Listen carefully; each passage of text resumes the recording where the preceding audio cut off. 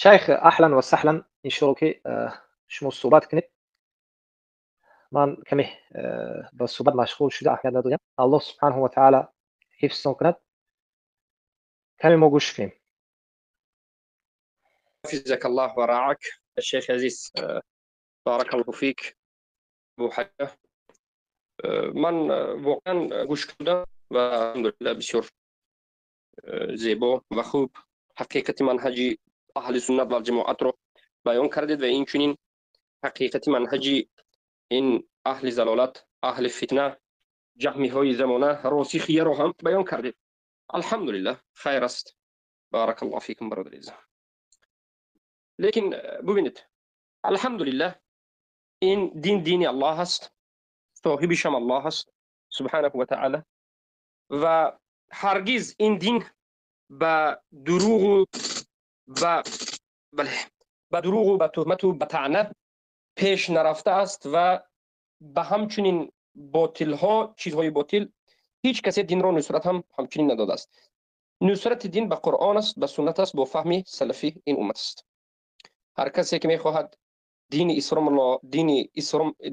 اسلام را در نصرت دادن غیر ان همین قرآن سنت فهم سلفی امت را بگیرد، ضال و مضل است، عاقبت شکست است، پراکندگی است، شرمندگی است، چهره سیاهی است. بمانند حزبی ها چقدر برای نصرت دادن این دین حرکت کردند، جانشان فدا کردند، لیکن بالاخره موحدین، مؤمنین و مسلمین گفتند شما یک مشرک بشناسید، چهره‌هاشون سیاه شد، شرمنده شدند. به خاطر چی؟ به خاطر اینکه آنها نصرت دادن دین را در همون نشانداد الله سبحانه و تعالی نیافتند. نصرت دادن دین را به هوای و هوس خود یک راه جدید برای نصرت دادن دین پیدا کردند. چگونه؟ نصرت دادن دین به موالات مشرکین و به قانون‌های طاغوت پیدا کرده. یا نصرت دادن اشعری ماتریدی رو ببینید، یا نصرت دادن صوفی قبوری، و بالاخره همه دعوای نصرت دین رو دارند. و امروز این شرمنده های به ادبی که از جماعت جهمی های زمانه عبارت است و به خصوص جهمی زمانه راسخیه، این مشرک زندیق که میخواهد دین را نصرت بدهد، لیکن در اساس جهل، در اساس منافقیت، در اساس دروغ، در اساس تهمت، در اساس طعنه. آیا همین نصرت دادن دین است؟ نه، این فقط نصرت دادن نفس است. مردم فریب دادن و نفس خودشون نصرت دادن. حالا بحث و مناظره که بین ما و جهمی های زمانه از این زنادقه ها رفته شده است، این بحث و مناظره والعیاذ بالله ما دیده شدیم که خیلی هم شدید بین حق و باطل است. بحث و مناظره اطاعت کنندگان قرآن و سنت با فهم سلفی امت و باقی‌ها جهلای نفس پرستا. این بحث و مناظره موحدین با قوم پرست ها رفته شده است. قوم پرست ها، جهلا، خودآموخته و تحریری ها، خود بافته و خود ساخته ها، کذابین ها، به مانند معروف راسخ زندیق و هم مسلکانش. این زنادقه میگویند که سخنی که ما گفتیم کفر نبود. یهود و نصارا، مشرکین، کفار، مرتدین را مسلمان گفتن، این کفر نبوده است. این زلالت است. این زلالت است و کفری آشکار است. البته به شیخ عبدالله الغلیفی یکمین مراتبه سوال داد برادر ما عبدالله، شیخ عبدالله حفظه الله و رعاه. سوال را خوب دادند، اما مراتبه دوم کدام جهمی رفت سوال داد و در سوال دادن شیخ فریب داد. لیکن قصه واقعیت همین است که مناطق کفر راسخ و هم مسلکان زیاد است، ولی مشهورترینش همین است. کافر را مسلمان گفتن یک، و دومینش کافر و مسلمان را در یک وقت جمع کردن. برادر عزیز، من کتاب اول نوشته، در کتاب نوشتم، در درس مراتب گفته استم که شرک و توحید، ایمان و اسلام، این دو چیزی که به همدیگر نقیض است، در یک جا هرگز جمع نمی شود. هر کسی کفر و ایمان را، یعنی کافر و مسلمان نامد، کافر و مسلمان یک نفر را نامد، کفر و اسلام را، شرک و توحید را در یک جا جمع بکند، این به قرآن کافر شده است، این به سنت کافر شده است، این به اجماع سلف صالح کافر شده است و به همین مناط کفر معروف راسخ و هم عقیده هایش داخل است. چرا؟ اینها عقیدهشون همچنین است که هر کسی که کفر اکبر را کرد کافر است. هر کسی که کفر به طاغوت ندارد کافر است. و گفتند که یهود، نصارا، مشرکین، بت پرست ها اینا همه کفار است، شک نیست. ولی اینها را می شود که مسلمان گفت، یعنی کافر و مسلمان بدون قید. بدون قید. برادرم فریب نخور، برادرم فریب خورده نشو، برادرم به مکر این خبثا داخل نشو. ما سخنش رو گذاشتیم. بدون قید هم گفتن کفر نیست میگد. بدون قرینه گفتن هم کفر نیست. یعنی بدون لغوی، بدون مجازی، مطلق مسلمان گفتن کفار درست است. اگر تو بگویی که به شرط تو بگویی که این کافر است ولی مسلمان هم هست. من عقیده، من دین داره. ما برای همین در دو کتابی که نوشتیم نوشتیم که توحید و شرک این دو چیزی هست که به همدیگر نقیض است، ضد همدیگریش است.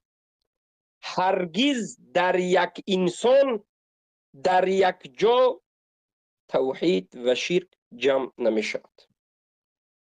یک انسان شهادتین را گفت، نماز می خواند، روزه می دارد، حج می رود، ریش گذاشته است، اذان می گوید، یک زن حجاب پوشیده و نقاب پوشیده، حافظ قرآن است، هیچ قدر عملهای اسلامی را کرد ولی کفر به طاغوت ندارد، یعنی کفر اکبر، شرک اکبر را انجام میده، طاغوت پرست است. این مسلمان نیست، این کافر است، این مشرک است. و هر کسی بگوید که این مسلمان است، اگر علم داشته باشد کافر است، اگر جاهل باشد اول حجت رسانده بعد تکفیر میکنه. و هر کسی بگوید که این هم کافر است و هم مسلمان است، کافر به کفرش هست، مسلمان به اسلامش است. کافر به سبب کفر به طاغوت نداشتنش است، مسلمان به سبب نمازش و روزش و حجش و زکاتش است. این آدم هم کافر است، یعنی دوم آدم هم کافر است. برای چی؟ برای اینکه شرک و توحید را در یک جا جمع شدنش را ثابت کرده است. اجماع را انکار کرده، سنت را، قرآن را اجماع انکار کرده. مناط کفرش تکذیب قرآن است، یعنی دروغ شمردن قرآن، زیرا که در قرآن هرگز شرک و توحید در یک جا جمع نشده است. یعنی شرک اکبر را ما در نظر داریم، بله در قرآن هست جمع شده است شرک اصغر، در سخن سلف هست شرک اصغر. میگن شرک در انسان بودنش ممکن است، کفر هم بودنش ممکن است، لیکن این شرک اصغر است که انسان مؤمن را از اسلام بیرون نمیکنه و کفر اصغر است که انسان مؤمن را از اسلام بیرون نمیکنه. این یک مسئله هست که ما باید بیاموزیم برادران عزیز و خواهران بزرگوار اهل توحید. مسئله از همین عبارت است. حالا مسئله را تصور کردید که آیا یک کافر را به سبب بعض از ایمانیاتش، به سبب بعض جزء از ایمانیاتش، به سبب بعض از عملهای اسلامیش، یک کافر را که کفر به طاغوت ندارد، کفر اکبر شرک اکبر کرده، آیا می شود بگوید که هم کافر است و هم مسلمان است؟ کافر به کفرش است، مسلمان به سبب اسلام جزئیاتش است، بدون قرینه و بدون هیچ چیز. در این مسئله سه مذهب وجود دارد. من در مسئله چی را در نظر دارم؟ در مسئله آیا کفر و توحید، شرک و توحید در یک جا جمع می شود یا نمی شود؟ سه مذهب وجود دارد. اولا مذهب خوارج ها را میگویم. خوارج ها میگویند که نه کفر اکبر و نه کفر اصغر، نه شرک اکبر و نه شرک اصغر هرگز به اسلام و ایمان در یک جا جمع نمی شود. معنیش چی است؟ مسئله علمی است برادر عزیزم. کسانی که میخوان که علم آموزند، مسئله ها رو به دقت فهمند، انا از همینجا با شروع میکنم. در این مسئله آیا کفر و اسلام، توحید و شرک در یک جا جمع می شود یا نمی شود؟ ما گفتیم در این مسئله برادران عزیز اهل توحید سه مذهب وجود دارد و ان همین نقطه دقیق را بسیاری ها نمیدانند. تا به حال بسیاری ها فکر میکنند که زیری کسی هست که مشرک را مسلمان میگوید. انا همین به همین تمام است. نمیدانند که بعض آذری ها هست که کافر را مشرک و کافر میگوید، اما از جانب دیگر با اسلام را از جانب دیگر با اثبات میکند. اینها را حتی شیخ عمر الحازمی حفظه الله و فک اسره آذری نگفت، اینها را مشرک اعتقادی گفت. اینها مشرک اعتقادی از این جهت که جمع شدن شرک و توحید را که اجازت دادند و گفتند که از جانب مشرک است، از جانب با مسلمان است. قول دومشون مسلمان است، یعنی مسلمانی را داخل کردند. جمع شدن شرک و اسلام را، جمع شدن شرک توحید را که جایز دانستن جمع شدن شرک و اسلام یعنی که شرک است، یعنی کفر است. که براخره مذهب اول در این مسئله جمع می شود یا نمی شود، شرک و کفر و توحید، کفر و اسلام. سه مذهب وجود دارد. مذهب اول خوارج است. خوارج ها میگن که بارک الله فیکم هرگز کفر و شرک مطلق، هم کفر اکبر و هم کفر اصغر، هم شرک اکبر و هم شرک اصغر با اسلام و با توحید در یک جا جمع نمی شود. هر کسی که کفر اکبر را کرد اگر 100 عملهای اسلامی را کند هم، حتی خوارج ها میگن کفر اصغر را کند هم، 100 علامتی اسلام را داشته باشد هم، این کفر است میگن. این چنین شرک اکبر و شرک اصغر را از همین جهت خوارج ها کسانی که کفر اصغر میکند یا شرک اصغر میکند میگن که شرک و کفر با اسلام و توحید در یک جا جمع نمیشود، تو کافر است. 1000 عمل کنیم نام مسلمان رو نمیگذارد. یعنی خوارج ها فقط غلو کردند، زیاده روی کردند. خوارج ها زیاده رویشون این است که در کفر اصغر و در شرک اصغر هم تکفیر کرد. همین است. مذهب دوم ضد خوارج ها مذهب جهمی ها است. ضد خوارج ها مذهب جهمی است. مذهب جهمی ها اگر خوارج ها گفته باشد که همه نمود کفر اسلام نابود میکند، همه نمود شرک اسلام نابود میکند، اکبر یا اصغر، خوارج ها گفتند که همه نمود کفر اکبر و حتی اکبر کفر، حتی اکبر شرک اکبر و کفر اکبر اگر بیاید هم، انسان یعنی کفر اکبر کرد یا شرک اکبر کرد، از جانب دیگر یک عملی اسلامی رو هم کرد که شهادتین، نماز خواندن، حج و زکات و روزه داشتن و غیره، به کفرش کافر است، به اسلامش مسلمان است. مطلق بدون قرینه نام گذاشتن برای این کافر نام مسلمان را گفتن جایز است، این کفر نیست. خود دقت بدید، این مسئله اعتقاد است. این مسئله سبب نجات شما یا هلاکت شما است. خصوصا در این زمان ندانستن این مسئله سبب هلاکت بسیاری ها می شود. حتی طالب علم و علما به سبب نفهمیدن این مسئله هلاک می یابد و بسیاری ها را این فتنه هلاک شدن حالا در پیش با وجود دارد. هلاک شدن حالا در پیش است. الله المستعان. جهمی ها گفتند که یک عده از جهمی ها گفتند که کفر اکبر شرک اکبر بیایت هم مسلمانیش ثابت است، هرگز این کافر نمی شود. اما امروز بعد از این که اهل سنت و الجماعت ظاهر شد، عقیده را ظاهر کردیم، جهمی های ملت فارس را پاره و تار و مار کردیم، شکست دادیم، تیت و پیت کردیم، اینها دیگر حالا نمیتوانند که بگویند که کفر اکبر کرده هم شرک اکبر کرده هم مطلق مسلمان است. نمیتوانند. حالا جهمی ها به صورت دیگر باز آمدند، صورت جدید، پوستی جدید، به مانند مار. هر یک وقت، هر یک فصل جهمی ها پوست خود را عوض میکنند.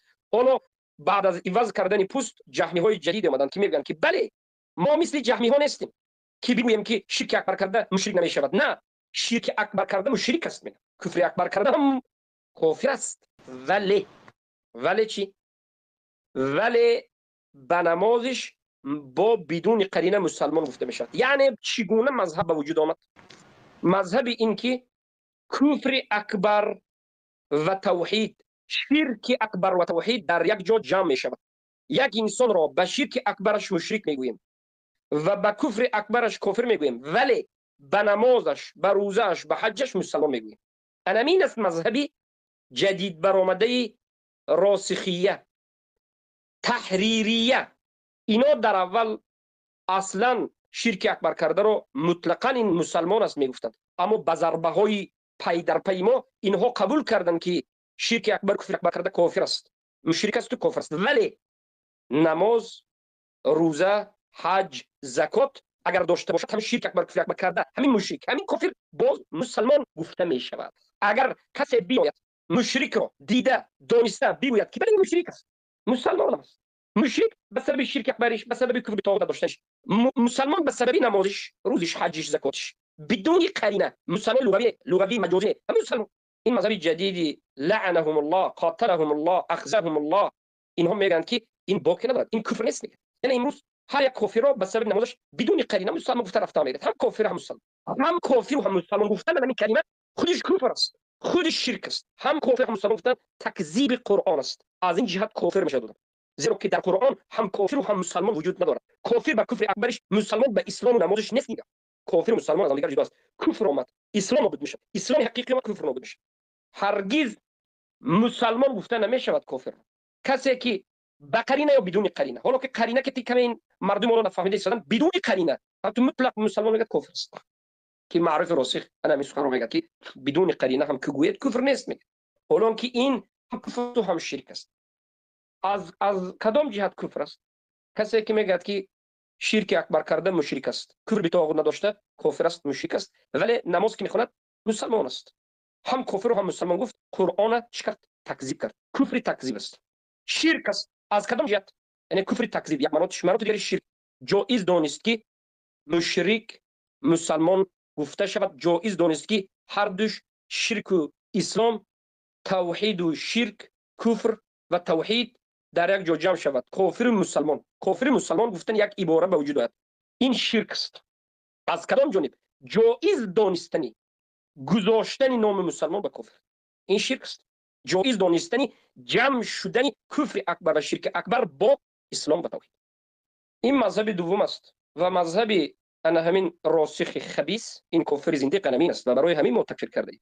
من چند مشایخ را سوال کردم، چند مشایخ های بزرگ را سوال کردم، از جزایر، از تونس، از سعودی، همشون میگن بله انا همچنین باشه که این مراتب کفر است، این کفر است، این خیلی. و باذن الله در آینده مشایخ را دعوت بکنیم بیان در اینجا خودشون صحبت میکنن. بارک الله فیکم. و حالا تماس گرفته ایستادم با عبدالله الکثیری، عبدالکریم الکثیری، با شاگردانشون البته صحبت کردم، همشون تکفیر کردن این مقاله میگن درو، لیکن به خود شیخ مولا نوشتیم جواب بگن، تماس میگیریم و بالاخره صحبتشون میگذاریم. اما مذهب سوم که این مذهب حق است، مذهب اهل سنت است. اولی مذهب این مذهب است، لیکن من چرا سوم گفتم؟ یعنی مذهب حق اولی مذهب است، بعد از این مذهب خوارج، بعد از این مذهب جهمی است. از نظر تاریخ برای که اول مذهب حق مذهب انبیاء و رسول است، بعد از این خوارج ها وجود آمدند، بعد از این جهمی ها. ولی من چرا مذهب اهل سنت رو در اخر گفتم؟ برای که شما اهل بدعت رو اول فهمید و بعد از این اهل سنت رو فهمید و به همین واسطه هم هر دوی خوارج و جهمی رو رد زدیم. اهل سنت در جماعت میگن که کفر اکبر و شرک اکبر با همراهی اسلام و توحید در یک جا هرگز جمع نمیشود. و این سخنمان رو ما از امام شافعی رحمه الله ذکر کردیم، سلف صالح. و این سخن خود الله سبحانه و تعالی در قرآن ذکر کرد، قل یا ایها الکافرون گفت. و در زمان پیامبر صلی الله علیه و سلم الله سبحانه و تعالی خودش ذکر کرد، قل بالله و آیاته و رسول کنتم تستهزئون لا تعتذروا قد کفرتم. خودی الله سبحانه و تعالی ذکر کرد که ولقد قالوا کلمه الكفر و کفروا بعد ایمانهم. خصوصا همین اخرینش به تحقیق گفتن کلمه کفر و کافر شدن بعد از ایمانش. اینها ایمان داشتند، کلمه کفر گفتن کافر شدن. هیچ وقت هیچ بار هیچ کسی نگفت که اینا کافرند، با کفرشون مسلمان گفتن ممکن است به ایمانش. در زمان ابوبکر صدیق، در زمان عمر، در زمان علی و در زمان صحابه چقدر زیاد بود مرتد شده ها. لیکن در همه وقت میگفتند که اینها کافر است، با کفر آوردش، اما مسلمان نمیگفتند. لغوی یا غیر لغوی یا مجازی یا مطلق بدون قرینه، همه نمودش وجود نداره، باطل است. و اهل سنت و الجماعت، مذهب اهل اثر، اهل حدیث، مذهب سلف صالح این است که میگویند کفر اکبر و شرک اکبر با توحید و با اسلام در یک جا جمع نمی شود. یعنی معنای گپ چی است؟ کفر اکبر اگر در یک انسان مسلمان به وجود آید، این آدم نامش کافر است، نامش مشرک است، اگر شرک برد نامش مرتد است. به این آدم نمیگوید که این مرتد به کفرش است، کافر و مرتد و مشرک به کفر و شرکش است، مسلمان به اسلامش است. هر کسی که سخن گوید این به کفر اکبر واقع است در نزد اهل سنت به اجماع. زیرا که بار دیگر میگیم به قرآن کافر شده. مثلا الله سبحانه و تعالی ببینید یک شیخ اصولی، شیخ ابو سلمان حفظه الله 10 آیت برای این حجت میبرد که کفر و اسلام و توحید در یک جا جمع نمی شود. یک کسی که کفر اکبر کرد او را هرگز مسلمان نمیگه، بدون قرینه یا با قرینه یگان خیلی مسلمان نمیگه، گویندش کافر به قرآن است. یکی از این آیات ها سوره مجادله آیت 22 است. الله سبحانه و تعالی میفرماید لا تجد قوما يؤمنون بالله واليوم الآخر يوادون من حاد الله ورسوله. یافت نمی شود، این سخن الله خود دقت بدید، یافت نمی شود، ناممکن است که پیدا شود که یک آدم مسلمان است، ایمان آورده به الله و به روز قیامت مسلمان شده و باز دشمنان الله را دوست می‌دارد. معنای سخنم این که اگر تو ایمان آورده بودی به الله، به رسول، مسلمان بودی، دوستی کردی به کفار، وقتی که دوستیت به کفار به وجود آمد یعنی کفر اکبر رو کردی، تو مسلمان نیستی دیگر. این ناممکن است که تو مسلمان کافر باشی یا کافر مسلمان باشی. و هر کسی که بگوید که نه می شود که کسی که کفر اکبر را کرد این کافر است، لیکن می شود که مسلمان به قرینه یا بدون قرینه مطلق مسلمان گفته شد، این کفر نیست. کسی بگوید مرا به همین آیت کافر است، همین سوره مجادله تو 22 کفر است. الله گفته است که ناممکن است، جمع نمی شود کفر ایمان، کفر اکبر و ایمان یعنی اسلام مسلمانی، شرک اکبر و اسلام و توحید و ایمان شرعی در یک جا جمع نمی شود. اما معرف راسخ میخیزد میگوید که می شود. هر کسی که کافر شد بله کافر است، هر کسی که مشرک شد بله مشرک است. اما می شود که این را یا مسلمان مجازی یا لغوی، نه فقط مجازی لغوی به قرینه، بدون قرینه هم مسلمان مطلق گوید هم باقی ندارد. میگه کی حق است؟ مذهب اهل سنت، قرآن کلام الله، سوره مجادله 22. مذهب سلف صالح یا جهمی زمانه تحریری جاهل خبیث زندیق کی حق است؟ کسی میگوید که اینجا میگه که این تحریر این مناط تکفیر نیست، میگه از اهل سنت بوی نداره، بوی منهج اهل سنت نداره. اهل سنت بر جماعت میگن که کفر اکبر و شرک اکبر با توحید در یک جا جمع نمی شود. یعنی هر کسی که کفر اکبر کرد کافر شد، شرک اکبر کرد مشرک شد. این آدم به هیچ وجه نه مسلمان مجازی نه لغوی و از همه سخت‌تر بدون قرینه با مسلمان گفتن درست نیست. هر کسی اینا رو اومده بدون قرینه مسلمان میگه کافر است، شک در کافر بودن این آدم نمیکنه. این حالتش از عاذری هم بدتر است، جمع شدن کفر اسلام شرک و توحید در یک جا جایز گفت. و این سخن سلف صالح، این مذهب اهل سنت مخالف جهمی ها هست که میگویند شرک اکبر کفر اکبر کرده هم با اسلام و توحید جمع میشه. و مانند جهمی های غلات و جهمی های غلاتی با سوریمن جدید نو برآمده به سرداری راسخیه که اینا میگن کفر کرده کافر است، شرک کرده شرک اکبر کرده مشرک است، ولی مسلمان گفته میشه. هم کافر و هم مسلمان، انا خودش کفر است. ولی مذهب اهل سنت و جماعت بعد از رد زدن به جهمی ها گفتن که عقیدهشون هم مخالف جهمی هم مخالف خوارج است. گفتن که اما کفر اصغر و توحید، شرک اصغر و توحید و اسلام و ایمان در یک جا جمع شدنش ممکن است. یعنی ممکن است که یک انسان موحد و مسلمان باشد و در عین زمان شرک اصغر داشته باشد، زیرا که شرک اصغر انسان از اسلام بیرون نمیکنه. و ممکن است که یک انسان مسلمان و موحد باشد و در عین زمان کفر اصغر داشته باشد، به مانند زنا و سرقه و غیره. و اینم انسان را از اسلام خارج نمیکنه. یعنی به خوارج رد زدند که گفتند سخن شما غلو است، همه شرک همه کفر نه، بلکه شرک اصغر کفر اصغر و اسلام ایمان در یک جا آمدنش ممکن است. به جهمی هم رد زدند و گفتند که نه، شرک اکبر و کفر اکبر به اسلام در یک جا جمع شدنش ممکن نیست. امیدوارم که برادران و خواهران عزیز اهل توحید به همین نقطه یک تمرکز بدهند، فکر کنند، گفتگو بکنند، سخنهای ما رو گشته و برگشته گوش بکنند و فهمند. و این نقطه نقطه دقیق از دقایق است. الحمدلله که الله من شما رو به همان روز نصیب کرد که سخنهای ما روز به روز رفته به مسئله های دقایق داخل شده. و این از علم، از فهم بالاتر این مسئله معرفه، مسئله درک. اگر این مسئله ها رو فهمیدین، درک از مسئله توحید است و این درک از رحمت الله است.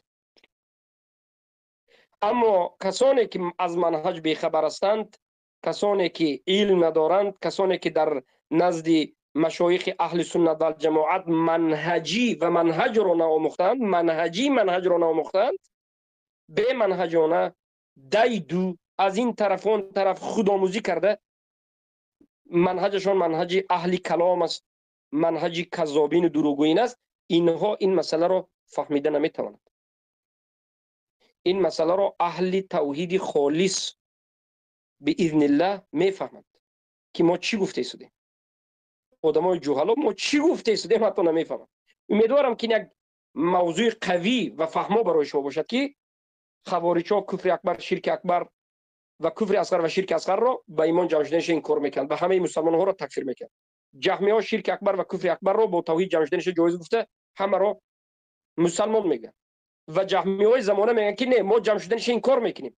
بله شرک اکبر کرده کافر است، مشرک است، کفر اکبر کرده کافر است، ولی به سبب بعضی از جزئیاتش ما اینا مسلمان بدون قرینه میگیم درست است که مذهب راسخ این کفار نمین است.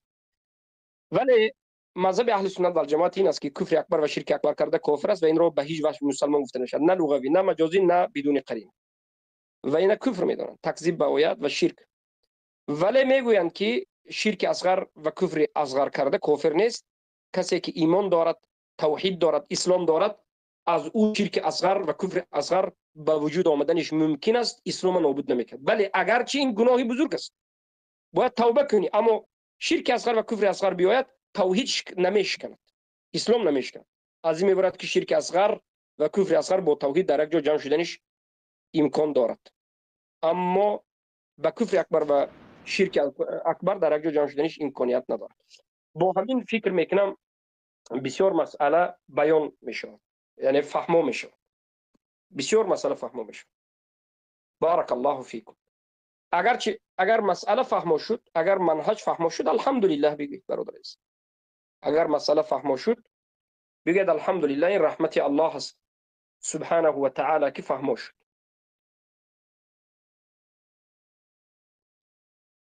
اما اگر فهمو نشود، گشته و برگشته مسئله را آموزید، بفهمید نقطه دقیق درباره اختلاف ما و راسخ در کجاست. در همینجاست.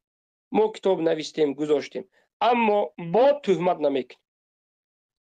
ما جوانمردی مسلمان موحد هستیم، ما تهمت نمیکنیم، ما دروغ نمیگوییم، ما در حق هیچ کس تهمت و دروغ نمیگوییم. اما کسانی که در حق ما تهمت بکنند و دروغ بگویند، آنها را حوالهشان را به الله میگذاریم. الله بهترین جزا دهنده و احکم الحاکمین است. الله سبحانه و تعالی خودش جزای سزاوار تهمت کنندگان، بهتان کننده ها را بدهد. و ما میگوییم که فسنصبر و عند الله تجتمع الخصوم. صبر میکنیم و در نزد الله خصومت ها جمع میشود و الله جزا میده. حتی طعنه، تهمت، دروغی که در حق یک طالب علم اهل سنت زده می شود، گفته می شود، سبب بالا رفتن درجه انا همون طالب علم، سبب عزتمندی انا همون طالب علم، سبب پاک شدن گناهانش میشه و این یک رحمت الله است و سبب نصرت مذهب اهل سنت میشد. زیرا که وقتی که در حق یک طالب علم اهل سنت دروغ گفتند، مردم میفهمند که اینا دروغگو هستند، کذاب هستند. از همین جهت میگن تمام به دروغگوها ما هرگز نمیشه. برای همین برای نصرت دادن قرآن و سنت، برای نصرت دادن توحید، دروغ گفتن لازم نیست. احتیاج به دروغ گفتن نداریم، احتیاج به طعنه نداریم، احتیاج به دروغ نداریم، احتیاج به سخنهای باطل و ضعیف و قیل و قال نداریم. برای ما قرآن و سنت فهم سلف صالح کافی است و دین ما از همینجا گرفته میشد. الحمدلله رب العالمین. اگر برادرها شما باشین کم یگان طالبین صحبت بکنیم. من وقتی نماز است نماز میخوانم و بعد از نماز باذن الله سبحانه و تعالی برادران عزیزم چی میکنیم؟ درس های همیشگی ما را ادامه میدیم. از چی بود؟ ارکان ایمان، شرح ارکان ایمان، فقه مؤثر و بارک الله فیکم، این چنین اصول فقه. ولی نگفته نماند که امروز برادرها به من خبر دادند که اهل بدعت خیلی تهمت ها در حق من کردند، خیلی طعنه ها و خیلی تهمت و طعنه ها در حق برادر عزیز ما برادر عمران نورستانی حفظ الله و خیلی دشنام و حقارت ها در حق دیگر از مشایخ طالب علم ها و حتی دروغ گفتند در حق برادر عبدالله. ما وقتی که گفتیم که یک نفر سوال دهنده به عبدالله الغلیفی دومین سوال را کدام جهمی داده است، این جهلا فکر کردند یا بر دروغ فکر کردند یا بر دروغ به ما نسبت دادند که گویا که من عبدالله برادرمان را گفته باشم. نه، ببینید، با عبدالله غلیفی دو نفر سوال می‌کرد. عبدالله برادر ما است، یک برادر موحد خود ما است، الله حفظش کند، برکش دهد، یک طالب علم است، برادر صادق است، موحد است. این سوال دهنده اول بود. بعد از این بعد از 2-3 هفته یک جهمی رفته با فریب داده به شیخ سوال دیگر می‌کنه. این چنین است. برای من بارک الله فیکم برادران عزیزم، حالا فهمیدید که سببی که ما گفتیم این کفر است و راسخیه و جماعتش کافر است چی است؟ اینها میگن که یک انسان هم کافر هم مسلمان شدنش ممکن است، کفر نیست. میگن انا می نمیگم که این آدم کافر است، خیلی هم به طرز عادی و ساده نمیگه گپ است، عادی کرده گوییم، ساده کرده گوییم. معرف راسخ میگه که بدون قرینه هم یک کفر به طاغوت نداشته نه، یک کافر را یهود نصارا مشرک کفر به طاغوت نداشته مرتد همه را میگه که اینا کافر است ولی مسلمان است، هم کافر هم مسلمان. علمی سخن کفر است و علمی آدم کافر است گویم دیش گپ علمی است. برادر جمع نمیشه. برادر رو بفرمایید هستین مشایخ برادرها. بارك الله فيكم شيخ عزيز، جزاك الله خيرا. الله سبحانه وتعالى جزاك خير. همین خواهش میکنم به برادرها که همین صحبتی که امروز در همین مسئله کردم همین بریده از اولش که من بیننده یک کمی بیرونم رفتم همیشه یک تا کرده برادرها گذارین. خواهش میکنم برادر عزیز اگر حاضر میتونسته، خیلی مفید، خیلی ضرور و منهجی و این ما برای اهل بدعت نمیگیم، این به خودی همین برادرای موحدی ما، خودی برادرای اهل توحید به این چیز احتیاج دارند. این یکی از دقایق مسئله است که اینا گشته و برگشته باید گوش کرده و فهمیده و مقتشد. اگر برادرام نمیکردیم بهتری میشد. الله حسن بک برکت امید. بفرمایید من یک وضو میگیرم، البته که یک نماز میخونم، به همین تقریبا 10-15 دقیقه میرود و بعد از این درسی هر روزه من را با ادامه میتیم. اهلا و سهلا برادر عزیزم، حفظکم الله. بارك الله فيكم. تمام شيخ، ان شاء الله زلميك.